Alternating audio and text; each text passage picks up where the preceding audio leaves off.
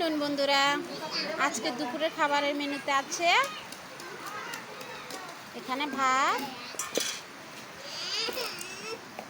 এখানে আছে ডালের বড়া আর উচ্ছে আলু ভাজি, আর আছে এখানে ডালের বড়া পেঁয়াজি। এখানে আছে ঝিঙ্গে আলু শুকনো মাছ দিয়ে একটা সবজি। এখানে দিদি এনেছে ঝিঙ্গে আলু শুটকি দিয়ে একটা চাটনির মতো করেছে, আর আছে ডাল। কি এনেছ? মাছের ডিম দিয়ে আলু দিয়ে আর মাছের ঝোল। তো এখন আমরা ভাত খাবো।